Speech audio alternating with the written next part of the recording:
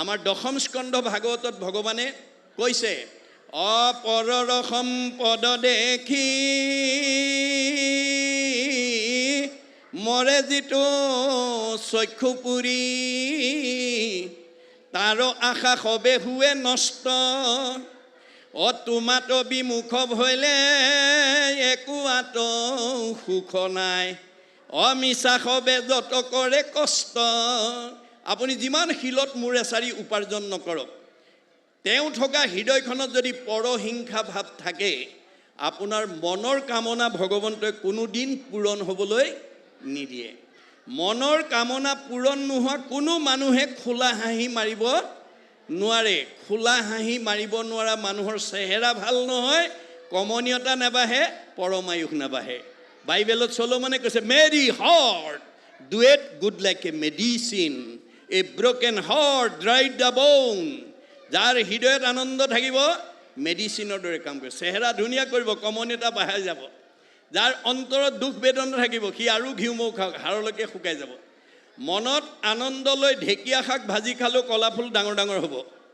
মনত দুখ বেদনা লৈ ঘিউ মৌ খালেও কলা ফুল শুকাই যাব মনত ৰাখিব কথাটো আহাৰে চেহেৰা ভাল কৰিব নোৱাৰে যদি মনটো আনন্দত ৰাখিব নোৱাৰে এয়া কপিলৰ বাণী এতিয়া মাকে ক'লে বোপাই মই মনটো আনন্দত ৰাখিবলৈ কি কৰিব লাগিব মা তুমি ৰাতিপুৱা শুই উঠাৰ পৰা গধূলা খোৱালৈকে তোমাৰ ঘৰলৈ অহা আলহী অতিথি ভকত বৈষ্ণৱ বন্ধু বান্ধৱক লগ পালে যদি মোৰ শুনিমল কথা কোৱা বা শুনা মূৰ শুনিৰ মল কথা কহন্ত শুনন্ত যদি জানা পৰিয়ালক ক'বা ল'ৰা ছোৱালীক ক'বা জীয়াৰী বোৱাৰীক ক'বা সীমা ঘৰীয়াক ক'বা বন্ধু বান্ধৱক ক'বা আলহী অতিথিক ক'বা আৰু যদি নাজানা আনে কোৱাটো কাণ পাতি শুনিবা শ্ৰোতা নহ'লে মা তুমি কোনোদিন বক্তা হ'ব নোৱাৰিবা আনৰ ভাল কথা শুনাৰ যাৰ ধৈৰ্য নাই সি আনক ভাল কথা কোৱাৰ যোগ্যতা অৰ্জন কৰিব নোৱাৰিব মুত বিনে চিত্ত আন দেৱত নেদন্ত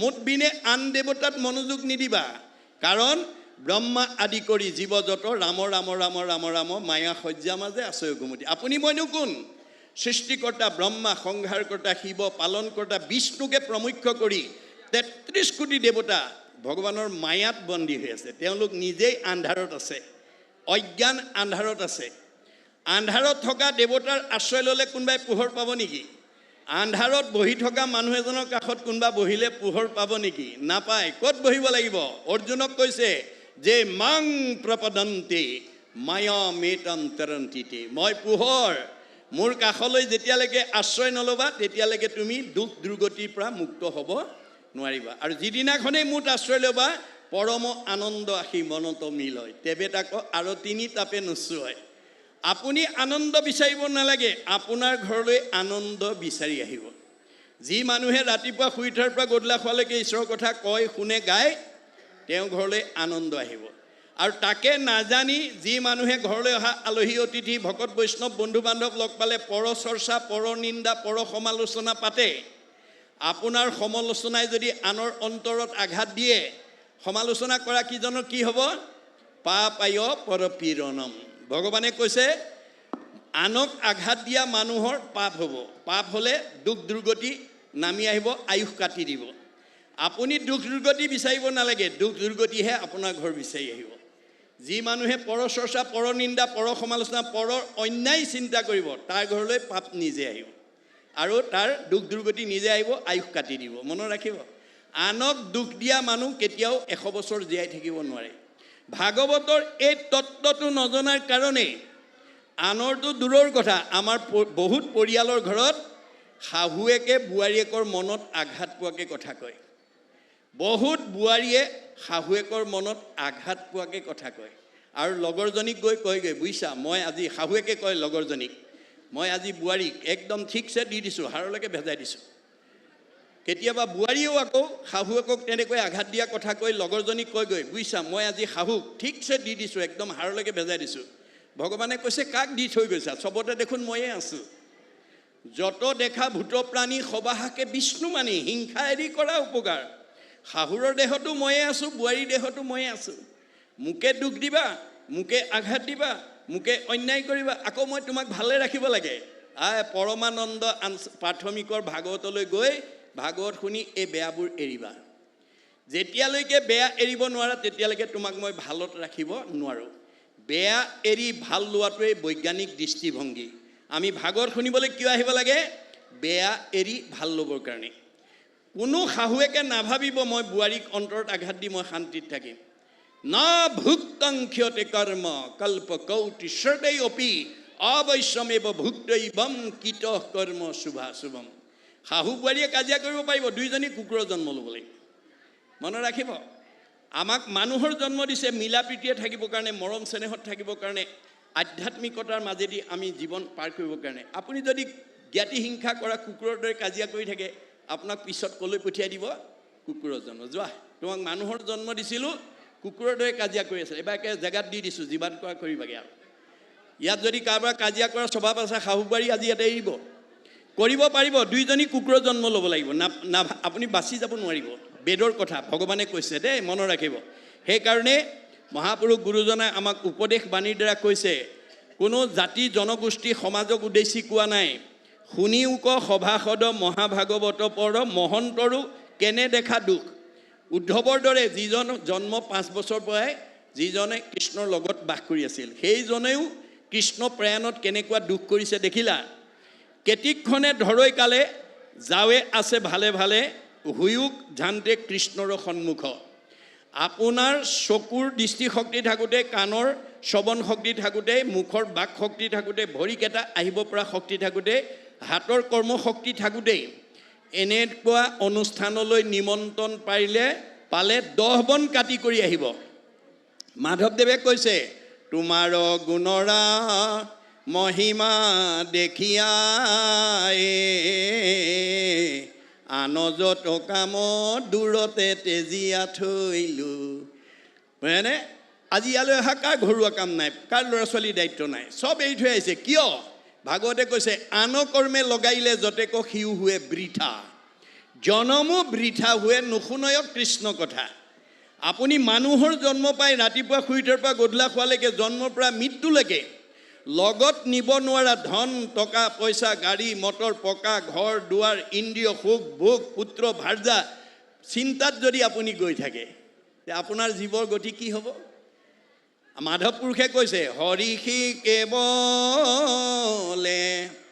সঁচা মাত্ৰ ৰাম ৰাম ৰাম ৰাম ৰাম। অ তান্ত বিনে মিছা যত দেখি শুনি মানে। আমি এই পৰিদৃশ্য জগতখনত চকুৰে যিমান দেখিছোঁ, কাণেৰে যিমান শুনিছোঁ, চব মিছা। আজি আছে কালিলৈ নাই। সঁচা কেৱল হৰি। কিন্তু আমি কি কৰিছোঁ? যিটো মিছা তাক আশা কৰি ৰাম ৰাম ৰাম ৰাম ৰাম। অ দুৰাচাৰ মন মৰস কেন অজ্ঞানে। আজি মনটো সদাচাৰ কৰিব নোৱাৰাৰ কাৰণে, ভাগৱত শুনিবলৈ নহাৰ কাৰণে, ভাগৱতে দিয়া নিয়ম নজনাৰ কাৰণে আজি আমি লগত নিব নোৱাৰা ধন টকা পইচা, গাড়ী মটৰ, পকা ঘৰ দুৱাৰ, মান সন্মানৰ পিছত দৌৰি আছোঁ। আমাৰ জীৱটো কি হ'ব? বেদে কৈছে, ধায়তু বিষয়ান পুঞ্চ সংগস্তে সুপ্ৰজায়তে সংগাত সংজায়তে কাম কামাত ক্ৰোধ বিজায়তে ক্ৰোধাত ভবতি সন্মোহ সন্মোহাত স্মৃতি বিভ্ৰম স্মৃতি ভঞ্চাত বুদ্ধিনাশং বুদ্ধিনাশাত প্ৰণশ্যতি। আপুনি লগত নিব নোৱাৰা ধন টকা পইচাৰ হেঁপাহত যদি গৈ থাকে, যদি বাধা পৰে খং উঠিব, খং উঠিলে মোহগ্ৰস্ত হ'ব, মোহগ্ৰস্ত হ'লে স্মৃতি নষ্ট হ'ব, স্মৃতি নষ্ট হ'লে বুদ্ধি নষ্ট হ'ব, আৰু বুদ্ধি নষ্ট হ'লে পথ বাচিব নোৱাৰি আকৌ 84 নৰকত যাব লাগিব। আমি 84 নৰক অতিবাহিত হৈহে মানুহৰ জন্ম পাইছিলোঁ। মনত ৰাখিব কথাটো। 84 জুনি পাৰ হৈ আহিছোঁ। বিংশতি লক্ষণম স্থাৱৰম। আমি প্ৰত্যেকেই 20 লক্ষ বাৰ বিভিন্ন প্ৰজাতিৰ গছ গছনি হৈ আহিছোঁ। নৱলক্ষম জলজ, 9 লক্ষ বাৰ বিভিন্ন প্ৰজাতিৰ মাছ মগৰ হৈ আহিছোঁ। নৱলক্ষম কুৰ্মাঞ্চ, 9 লক্ষ বাৰ আমি বিভিন্ন প্ৰজাতিৰ উভচৰ প্ৰাণী কাছৰ জন্ম পাই আহিছোঁ। 30 লক্ষ পশু নাম, 30 লক্ষ বাৰ বাঘ সিংহ কুকুৰ শিয়াল মেকুৰী গাহৰি হৈ আহিছোঁ।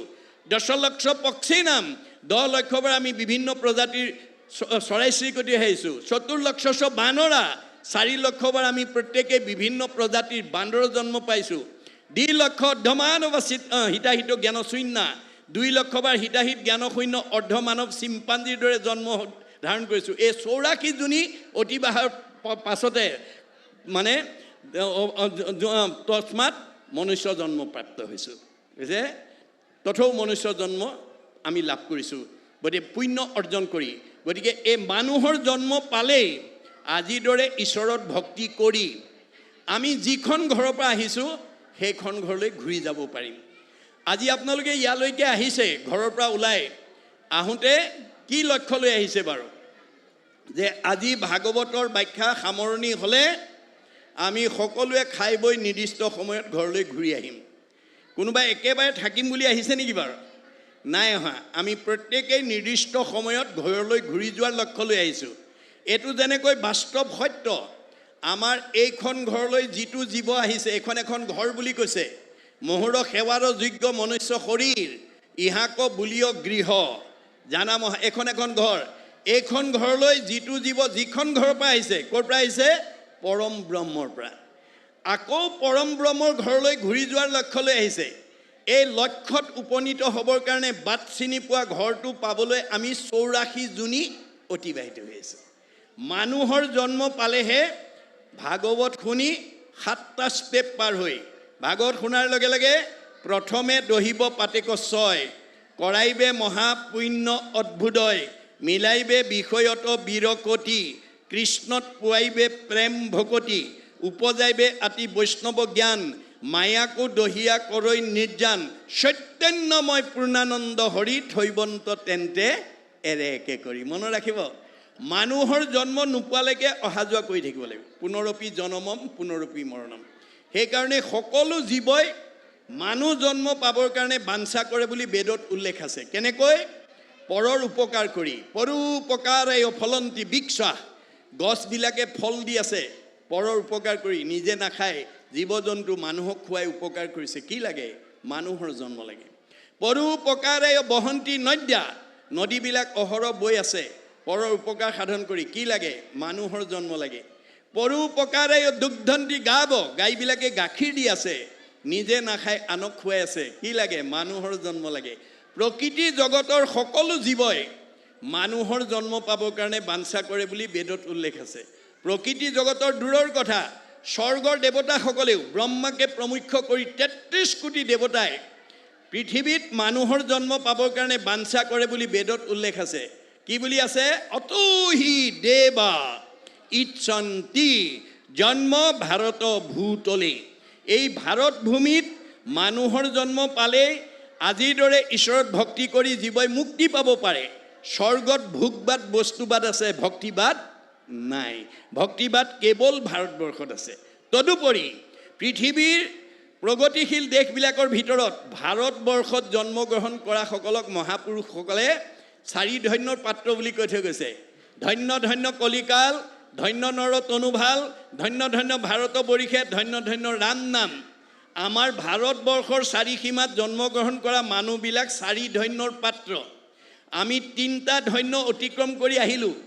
কলি যুগত ভাৰতবৰ্ষত নৰদেহা পালোঁ, কোনেও বাধা দিব নোৱাৰিলে। এতিয়া 4 নম্বৰ ধন্যটো কাৰ্যকৰী কৰিব লাগে, ৰাম নাম ল'ব লাগে দেই, মনত ৰাখিব।